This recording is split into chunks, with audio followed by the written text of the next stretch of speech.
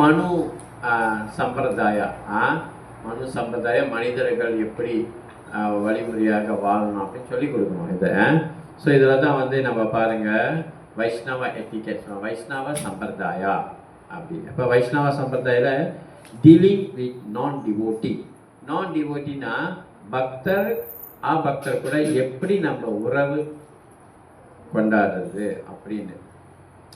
அப்போ இன்னைக்கு வந்து என் தங்கச்சி ஜோஹர்லேருந்து வாய்ஸ் ரெக்கார்ட் பண்ணாங்க. இந்த மாதிரி என் பையன் துளசி மாலை போட்டான். அவன் பையன் துளசி மாலை போட்டுட்டாரு. துளசி மாலை போட்டுட்டாரு. அதனால நாங்கள் மற்றவங்க வீட்டுக்கும் போகிறோம். போயிட்டு சாப்பிட மாட்டோம் நாங்கள். ஏன்னா நாங்கள் பக்தர் ஆகிட்டோம். அந்த இடத்துல கேசரி இருக்குது, இது வெங்காய பூண்டு சாப்பாடுலாம் இருக்குது. நாங்கள் சாப்பிட மாட்டோம், எப்படின்னு அப்படின்னு கேட்டாங்க. அப்புறம் மறு கேள்வியும் கேட்டாங்க. நண்பர்கள் ஃப்ரெண்டு வீட்டுக்கு போகிறோம், அங்கேயும் அந்த மாதிரி இருக்குது. நாங்கள் துளசி மாலைலாம் போட்டுட்டோம், அங்கே எப்படி அப்படின்னு கேட்டாங்க. இப்போ நாங்கள் அங்கே போனோம் சாப்பிட்றதில்ல, எங்கேயும் சாப்பிட்றதில்ல நாங்கள் அப்படின்னு. அப்போ நான் பதில் கொடுத்தேன் அதுக்கு, அந்த தவறை செய்யாதீங்க அப்படிதான் கொடுத்தேன். அந்த தவறை செய்யாதீங்க.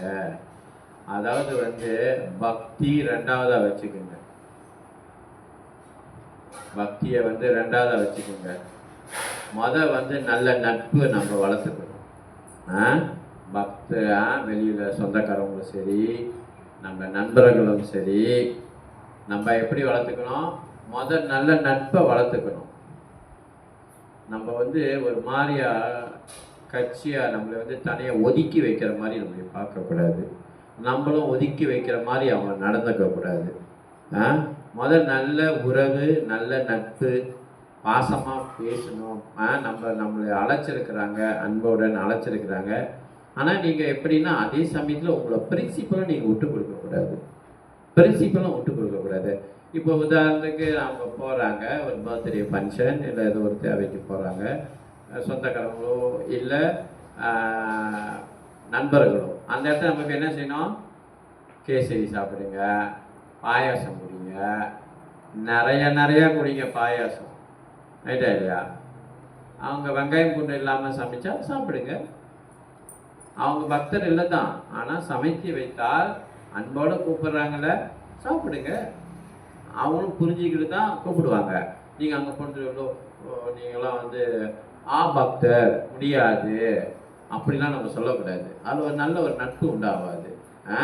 ரைட்டா இல்லையா? நம்மள ஒரு நட்பு அவங்களுக்கு அந்த இன்னும் அந்த பக்குவம் வரல. அதனால அவங்க வந்து வெங்காய பூண்டு சமைச்சா நீங்கள் சாப்பிட சொல்லிடணும். நீங்கள் அந்த மாதிரி வெங்காய பூண்டுங்கள் இருந்தால் நீங்கள் என்ன செய்யணும்? நிறையா பலகாரம் இருக்கும். அதிர்ஷ்டம் வச்சுருப்பாங்க, பழங்கள் வச்சுருப்பாங்க, ஐஸ் கச்சம் வச்சுருப்பாங்க, சுண்டோல் வச்சுருப்பாங்க, நிறையா இப்போ எல்லாமே கேக் வச்சுருப்பாங்க, சைவ கேக். அதெல்லாம் நீங்கள் நல்லா என்ன செய்யணும்? நிறைய சாப்பிட்டு அவங்களுக்கு மகிழ்ச்சி படுத்துங்க. ரைட்டா இல்லையா? பட்டும் படாத மாதிரி போதும், நான் பக்தர், நான் துளசி மாலை போட்டுட்டேன் அப்படிலாம் நம்ம நடந்துக்கூடாது. அந்த மாதிரிலாம் நம்ம நடந்துக்கூடாது. நிறைய உங்களை சாப்பிடக்கூடிய பொருள் அங்கே இருந்துச்சுன்னா நிறையா சாப்பிடுங்க, சந்தோஷப்படுத்துங்க அவங்கள. ரைட்டா இல்லையா? அவங்க ரொம்ப ஹாப்பியாகிடுவாங்க. நீ சோறு கறி சாப்பிட்டு ஆனால் பலகாரங்கள்லாம் அப்படி சாப்பிட்டு நிறையா சாப்பிட்டு அவங்கள அப்ரிஷியேட் பண்ணிட்டாங்க, ரொம்ப நல்லா இருக்குது, இந்த மாதிரி செய்யலாம். அப்படியே அந்த இடத்துல வெங்காயம் பூண்டு இல்லைன்னா சாப்பிடுங்க. அவங்க உங்களுக்காக இருந்த போதும் அவங்க மாமிசம் சமைக்கிறாங்க, இருந்த போதிலும் பரவாயில்ல, அவங்க உங்களை அன்போடு கூப்பிட்டு சாப்பிட சொல்கிறாங்க. சாப்பிடுங்க, என்ன குறைஞ்சபடி சீனங்கால உட்காந்து சாப்பிட்டுட்டு இருக்கோம். இல்லையா? நீ வந்து சாப்பிடக்கூடாதுன்னா நீ எங்கேயுமே சாப்பிடக்கூடாது. நீ பிரசாதம் மட்டும் தான், சன்னியாசிங்க பிரசாதம் மட்டும் தான் சாப்பிடுவாங்க. அந்த மாதிரினா பரவாயில்ல, நீ எங்கேயுமே தொடாட்டினா நீ சின்னங்களை சாப்பிட்ற, ரைட்டா இல்லையா? அப்போ இந்த மாதிரிலாம் நீ சாப்பிட்ற, வெளியில் சாப்பிட்ற நீன்னு சில நேரத்தில் ஆனந்த பவனில் லட்டு சாப்பிட்றோம், ஜிலேபி சாப்பிட்றோம், பால்குவா சாப்பிட்றோம், ரைட்டா இல்லையா? அங்கே சாப்பிட்றப்ப அங்கே போய் சாப்பிட்டாங்க. இதெல்லாம் நம்ம வந்து புரிந்து கொள்ளணும். இந்த மாதிரி நம்ம வந்து நட்பு தான் ரொம்ப முக்கியம் நம்மளுக்கு. நம்ம நல்லா நட்பு வளர்த்துக்கிறோம். அப்படி பேசும்போது அப்போ தான் நீங்கள் ஏதாவது ஒரு இது ஃபங்க்ஷன் செஞ்சாலும் அவங்க வருவாங்க, அழைப்பு கொடுப்பாங்க. இவங்க நம்மகிட்ட ஒதுக்கி வைக்கல, நல்லா பழகுறாங்க. அந்த மாதிரி சிலவங்ககிட்ட நம்ம சொல்ல வேண்டியது, நம்ம இதை தான் சாப்பிடுவோம்னா அப்போ அவங்க சமைச்சு வைப்பாங்க. சமைச்சு வைக்கலன்னா இருக்கிறத நீங்கள் வந்து சாப்பிடணும். இப்படி தான் வைஷ்ணவ எட்டிக்கை நம்ம பார்த்துக்கணும். நட்பு தான் ரொம்ப முக்கியம். ரைட்டா இல்லையா? நான் பக்தன் அப்படின்னா ரொம்ப காமிச்சிக்க கூடாது. அந்த மாதிரிலாம் ஒரு பக்தன்னா நல்ல பழகிறாரு, அன்பா பழகிறாரு, நல்லா பேசுறாரு, நம்ம கூட நல்லா உறவாடுறாரு, அந்த மாதிரி தான் நம்ம பேர் எடுக்கணும், தவிர நம்மளை வந்து வேற மாதிரி எடுக்கக்கூடாது. ஓகே, ஸோ அந்த இதில் வந்து ரெண்டாவது இது படிங்க. ரெண்டாவது யார் படிக்க போறா? ரெண்டாவது வைஷ்ணவ டீலிங் வித் நான் devotees. Categories of non-devotees. To the innocent, we should innocent, we should be the well-wisher with respect. We should try to enlighten them and give them the association of our spiritual master. But we should not take their association by engaging in activities that give them pleasure in life. For example, in materialistic activities. கீழே படிச்சோமா? As regards the atheists, we should avoid them. It is an offense against the holy name of preach to such people. We may, however, preach if they are willing to submissively share from us. Okay. So இதில் என்ன போட்டிருக்கு நான் பாருங்க. To Innocent person. Innocent பர்சன்னா அறியாமல் இருக்கிறாங்கல்ல, அப்பாவி. டவியன் மாதிரி அப்பாவி, ஒன்றுமே தெரியாது, வாயில விரல வைத்தாலும் கடிக்க தெரியாத பிள்ளை, அந்த மாதிரி பிள்ளைங்க. ஓகே, அப்புறம் வந்து we should be well wisher. To the innocent we should well wisher. அந்த மாதிரி ஆளுங்களுக்கெல்லாம் நம்ம வந்து என்ன செய்யணும்னா மரியாதையை கொடுக்கணும். மரியாதைக்கு இன்னசென்ட் அப்பாவிங்களுக்கு வந்து நம்ம மரியாதை கொடுக்கணும். மரியாதை கொடுத்து வாங்க. அவங்களுக்கு தெரியாது, அவங்க 3 பட்டை அடிச்சுட்டு வருவாங்க நெத்தியில். பக்தியாட நம்ம பார்க்குறோம், 3 பட்டை அடிச்சுட்டோம் வந்தானா அவங்களோட இது வந்து வேறு மாதிரி இருக்கும், நம்மளை பார்க்குறதுக்கு வேறு மாதிரி இருக்கும், டிஃப்ரெண்டாக இருக்கும். ஆனால் அவங்க இன்னசென்ட், ரொம்ப பக்தியாக வருவாங்க. ஸோ அவங்களாம் நம்ம பார்த்து மரியாதை கொடுக்கணும். அவங்க இன்னசென்ட், ஒன்றும் தெரியாது. அப்போ அந்த மாதிரிலாம் நம்ம மரியாதை கொடுத்து அவங்களுக்கு நம்ம நல்ல ஒரு உறவை காமித்து அவங்க வந்து நம்ம குருவுக்கு நம்ம அறிமுகப்படுத்தணும். குருவுக்கு நம்ம அறிமுகப்படுத்தணும் நம்ம அந்த மாதிரி ஆளுங்களாம். ஓகே, ஆனால் நம்ம வந்து அவங்களோட 10ஓட 11 சேர்ந்துக்கிட்டு கூத்துக்கு மாலை பண்ணக்கூடாது. அறியாம உள்ளவங்களை நம்ம அரவணைத்து அறிவுரை சொல்லி அவங்க என்ன தவறு செய்தாலும் அதை பெருசுப்படுத்தாமல் அவங்க அரவணைத்து அவங்களுக்கு சொல்லி கொடுக்கணும். அது நம்ம ஒரு பக்தனோட கடமை.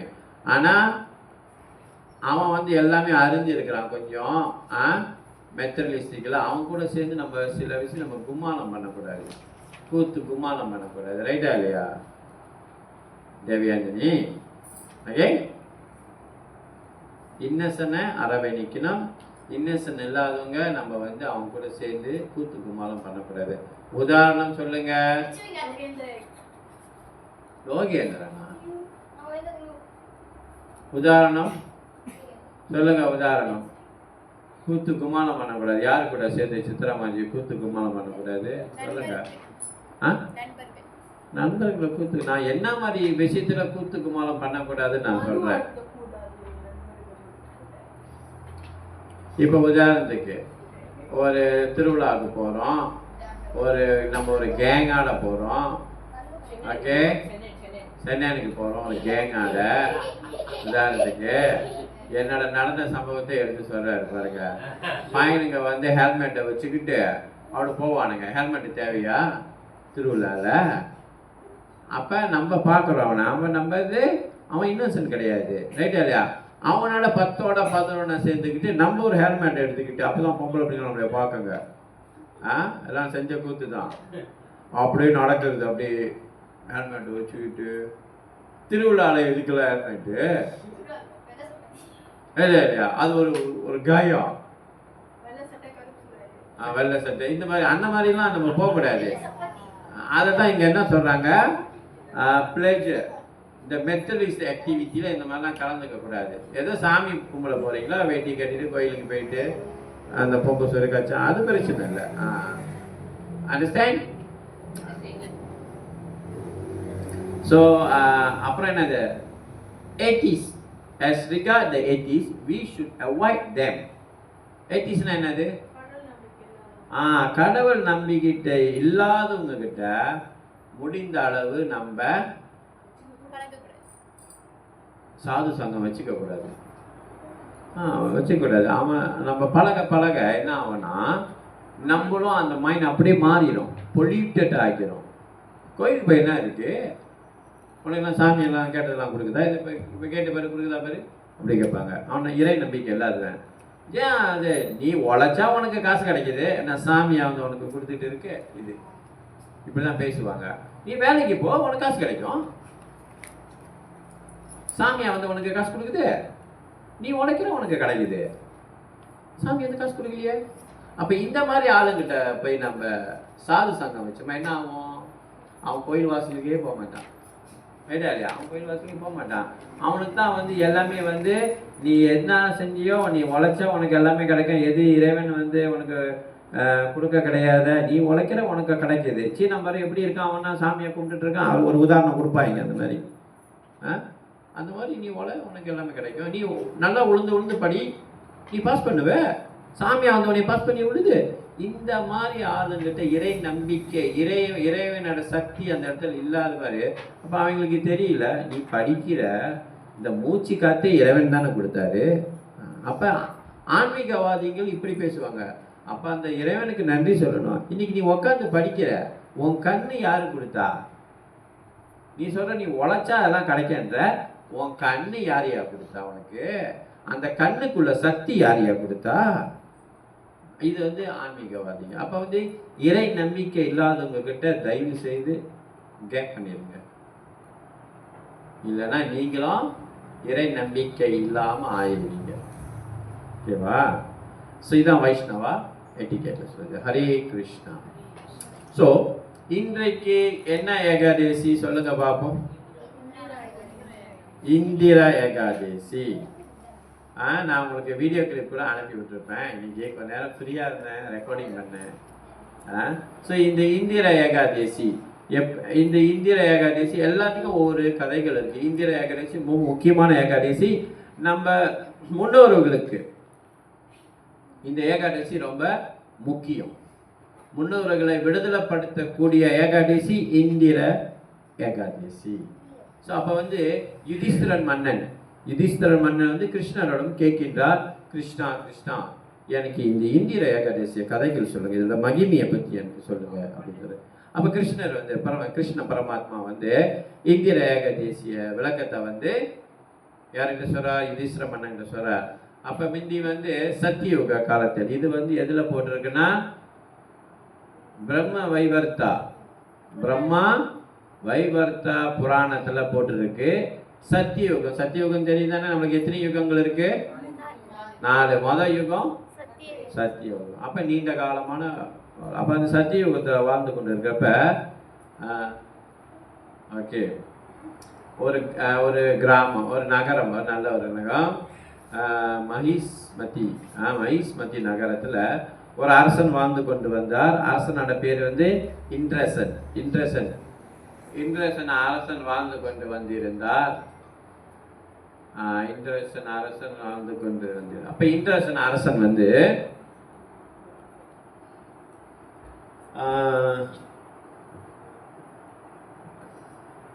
அந்த நாடை வந்து நல்லா சுபட்சமாக, நல்ல செழிப்பாக, நல்ல ஒரு அரசன் அண்ணா மாதிரி அரசன். அந்த நாட்டில் யாருமே வந்து என்ன ஒரு பிரச்சனையாக இருந்தாலும் இந்த அரசனை வந்து கரெக்டான முறையில் தீர்வு கொடுப்பாரு, கரெக்டான முறையில் தீர்வு எடுப்பார். அந்த மாதிரி நல்லா வாழ்ந்து கொண்டு இருந்தார். அவரோட தர்மம் வந்து வேறுபாடு இருக்காது. அந்த மாதிரி வாழ்ந்து கொண்டு இருக்கிறப்ப ஸோ ஒரு எப்போதும் சபை வைப்பாங்க, எப்படி இந்த நாடை இன்னும் சிறப்பாக செழிப்பாக இன்னும் நடத்துவதுன்னு. அப்போ அந்த சபையில் வைக்க மீட்டிங் சொல்கிறோம்ல, சபை. அப்போ அந்த மாதிரி சபையை வைக்கும்போது இந்திரதேவன்ல யார், நாரதமுனி. நாரதமுனி அந்த மீட்டிங்கில் வந்திருக்காரு. நாரதமுனி அவர் லோகத்திலேருந்து அவர் வந்திருக்காரு, சத்திய லோகத்திலேருந்து வந்திருக்கிறாரு, பிரம்மலோகா. அங்கேருந்து வந்து அந்த மீட்டிங்கில் வந்திருக்காரு. மீட்டிங்கில் வந்து அவர் வரும்போது என்ன செய்வோம், அன்னைக்கு மகாராஜ் வந்தார். நம்ம எல்லாம் உபசரிச்சுமா இல்லையா, அந்த மாதிரி எல்லாமே அவருக்கு பணிவிட செஞ்சு உபசரித்து அவருக்கு பிரசாதம்லாம் கொடுத்து அந்த மாதிரி நாரத முனி வரப்போ அந்த சபையில் இவரை வந்து உபசரித்து அதை கையை எடுத்து கும்பிட்டு ஒருத்தவங்க வராங்கன்னா உடனே நம்ம சன்னியாசி வர உடனே என்ன செய்யணும், டக்குன்னு நம்ம கையெடுத்துக்கு அவர் முதல் வர வைக்கணும் நம்ம.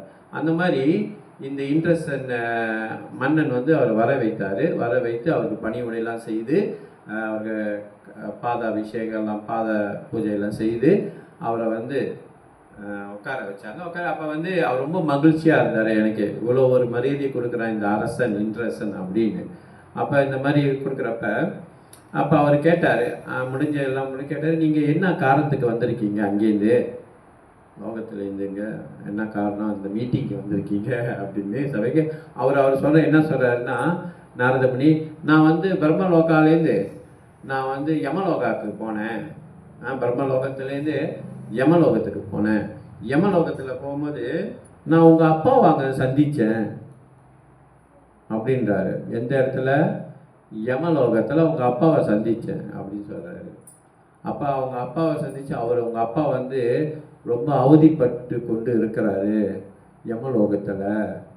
சரி, அவர் வந்து வேண்டிக் கொள்ள என் பிள்ளைங்க என்னை காப்பாற்றணும் அப்படின்னு அவர் கேட்டுக்கிட்டு இந்த விஷயத்தை வந்து நாரத முனி கொண்டுட்டு வந்து மகன்கிட்ட சொல்கிறார். மகன் அரசன்னா இருக்கிறாரு, இந்திரசன் சொல்கிறாரு, உங்கள் அப்பாவை நீ தான் காப்பாற்றணும் அப்படின்னு சொல்கிறாரு. அப்போ அவர் வந்து விளக்குறாரு, இந்த ஏகாதேசி இந்திர ஏகாதேசி நீ எடுத்துன்னு சொன்னோமா உங்கள் அப்பாவை வந்து நரகலோகத்திலேருந்து நீ வந்து காப்பாற்றலாம், ஒரு நிலைக்கு நீ கொண்டுட்டு வரலாம். அப்போ அவர் விளக்கம் கேட்குறாரு, எப்படி இந்த அரசன் கேட்குறாரு நாரதம் பண்ணிட்டு, எப்படி இந்த இந்திர ஏகாதேசி நான் கடைப்பிடிக்கிறது.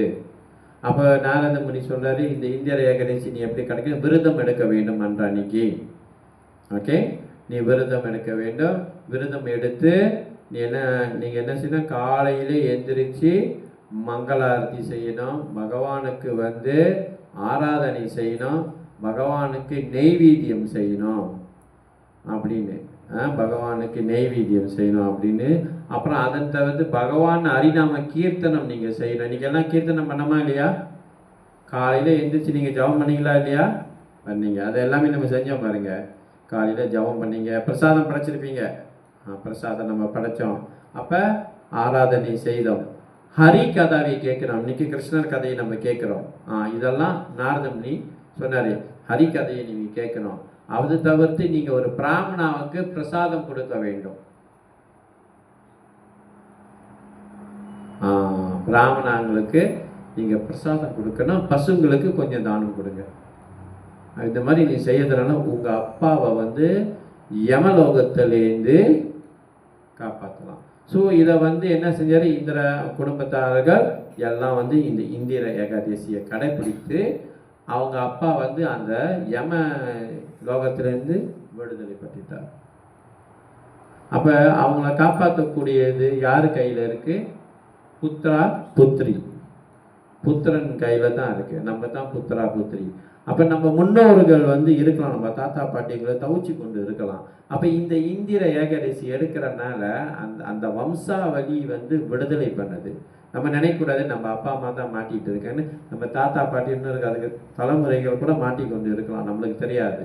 ஸோ அப்போ இந்த மாதிரி இந்த வம்சாவளி இதை எடுக்கிறனால அந்த தலைமுறைகளை வந்து விடுதலை பண்ணுது.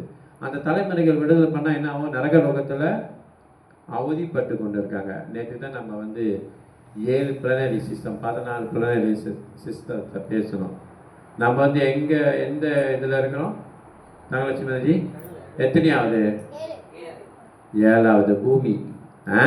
பூமிக்கு கீழே நரகலோகங்க எல்லாம், அத்தாலா விதாலா, சுதாலா, தலாதலா, மகாதலா, ரசாதலா, பாதாளா. அத்தலா, வித்தலா, சுத்தலா, தலாதலா, மகாதலா, ரசாதலா, பாதாளா. எல்லாம் தலா தலா, எல்லாம் தலா தலா, எல்லாமே தலா வருது பாருங்க. கடைசியில பாத்தாளம். அங்க எல்லாமே வந்து தண்டனை தான். ஐயா பாதாளம் எல்லாம் தண்டனை தான். அப்ப அதாவது பார்த்துட்டு வந்து இந்த அப்பா அவங்க அப்பாவை காப்பாத்துறதுக்குள்ள வழி அவங்க சொன்னார் பாருங்க. ஸோ ஏன்னா ஏன் அவங்க அப்பா வந்து அங்க போயிட்டாரு? இதான் கேள்வி. வாய் ஏன் யமலோகத்துக்கு போகணும்? அரசனோட அப்பா. வாய்? Very simple. பக்தரா வாழ இல்லை, அபக்தர். அபக்தர்னா அவங்க எல்லாம் கர்ம காரியத்தையும் ஈடுபட்டிருப்பாங்க. ரைட்டா இல்லையா?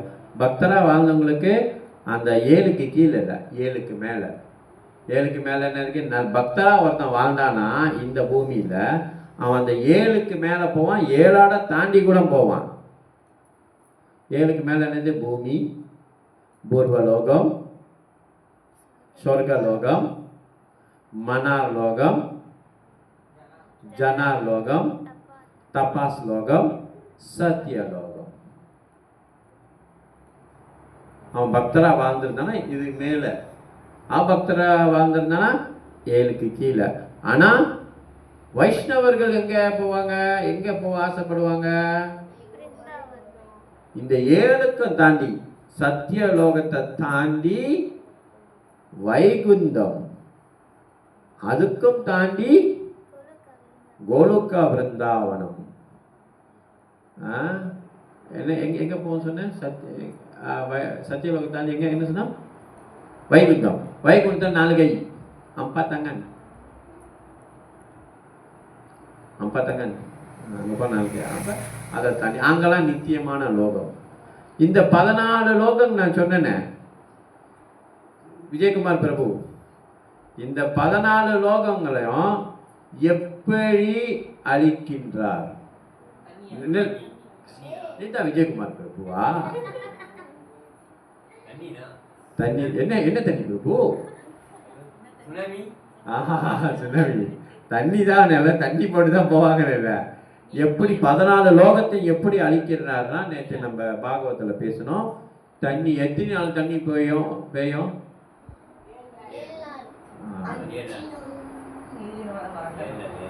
ஹரிபக்ரஜால 5 நாள் 7 நாள் விடாம மழை அடிச்சு ஊத்தம், நான் ஸ்டாப் அடிச்சு ஊத்தப்ப அப்படியே ஏறிடும். அதுக்கப்புறம் பார்த்துட்டு என்ன சொன்னார்? ஆக்டிவிட்டி நீங்கள் எடுக்கிறீங்கன்னா ஸ்விம்மிங் கற்றுக்குங்க, அதான் நல்லது. ஸ்விம்மிங் கற்றுக்கிட்டது மட்டும்தான் பந்து விளையாட்டோ, பேட்மிண்டனோ, ஸ்குவாஷோ, கேரமோ, டாமோ, செஸ்ஸோ எல்லாம் மாட்டிக்கும். இல்லையா? ஸ்விம்மிங் கொஞ்சம் கற்றுக்கிட்டா கொஞ்சம் கற்றுக்கலாம். இல்லையா? சப்ரோபாட் வழி ஊர்த்தினாரு. எல்லாம் ஸ்விம்மிங் கற்றுக்கிறது ரொம்ப நல்லது, நல்ல ஒரு ஆக்டிவிட்டி. நீங்கள் ஸ்லிமாகவும் ஆவீங்க, ஆபத்து நேரத்தில் நீங்கள் உங்களை காப்பாற்றிக்கிங்க. யஷிதா ரொம்ப வெரி கிரேட். அப்படியே தண்ணியிலே மிதக்குவாங்க. எனக்கு தண்ணியிலே மிதங்கி அப்படியே அப்படியே மேலே ஏறிடுவாங்க. எவ்வளோ நாள் தான் இருக்க முடியும்? 7 நாளில் எப்படி சாப்பிடாமல் இருக்குது? தண்ணியே குடிச்சிட்டு இருப்போம். ஸோ அந்த மாதிரி. ஸோ அப்போ ஏன்னா அவர் வந்து தர்மமாக வாழாதனால தான் யமலோகத்துக்கு அவங்கள தள்ளப்பட்டது. அப்போ இந்த மாதிரி அவங்க பிள்ளைங்களை வந்து இந்த ஏகாதசியை கடைப்பிடிக்கிறதுனால அவங்க செய்த கெட்ட காரியங்கள், தர்மம் இல்லாத காரியங்கள்லாம் வந்து அப்படி நிவர்த்தி ஆகுது. ஏன்னா நிவர்த்தி ஆன பிறகு தான் அதை கழிச்சாதான் நீ மேலோகத்துக்கு போக முடியும். அந்த கர்மங்கள் அப்படியே இருந்தால் நீ எங்கேயும் போக முடியாது. அப்படித்தான் உட்காந்து அவதிப்பட்டு கொண்டு இருக்கணும். அப்போ இந்த மாதிரி ஏகாதசிலாம் எடுக்கும் போது அவங்க விடுதலை பண்ணுறாங்க. அப்போ நம்மளுக்கு எப்படி அவங்கள நம்மளை விடுதலைப்படுத்தினா அவங்க நம்மளை ஆசீர்வாதம் பண்ணிட்டு போகிறாங்க. உன் வம்சாவளிலாம் நல்லா இருக்கணும். ஏன்னா அவங்க விடுதலைப்படுத்திட்டாங்களே, அந்த பிளெஸ்ஸிங் நம்மளுக்கு வந்து சேரும். அதே சமயத்தில் நம்மளும் வந்து இறக்கம் தருவாயில் இந்த மாதிரி லோகத்துக்கு போக மாட்டோம். ஏன்னா நம்மளுக்கு வந்து இந்த மாதிரி ஏகாதசிலாம் கடைபிடிக்கிறதுனால நிச்சயமாக நம்ம உயர்ந்த லோகத்துக்கு தான் போவோம். அதோட பலன். ஏன்னா இந்த ஏகாதசி எடுக்கிறதுனால நிறைய நிறைய கர்மங்கள் நம்மளை விட்டு போகுது, மூட்டை கணக்கா போகுது. அவ்வளோ கிருஷ்ணர் வந்து இந்த பகவானுக்கு பிடித்தனால ஏகாதேசினால் அப்போ அந்த போனஸை வந்து கொடுக்குறாரு. ஸோ எப்பொழுதும் ஏகாதேசியை மட்டும் தவற விடாதீங்க, கடைபிடிங்க. நிறைய நிறைய கொஞ்சம் இல்லை, மூட்டை கணக்கில் பாவத்தை அளிக்கின்றார். அந்த மாதிரி அப்போ இது எல்லாமே நம்மளை இறக்கும் தருவாயில் நம்ம நிச்சயமாக அந்த ஏகாதேசியை யாரை கடைப்பிடித்து வராங்களோ நிச்சயமாக நம்மளுக்கு வந்து நரக லோகம் வராது, கிடையாது கிடையாது கிடையாது. நிச்சயமாக நம்ம மேல் லோகத்துக்கு தான் உயர்ந்துக்கிட்டு போவோம். Hare Krishna. Any question? Mahalakshmi, any sharing? Okay,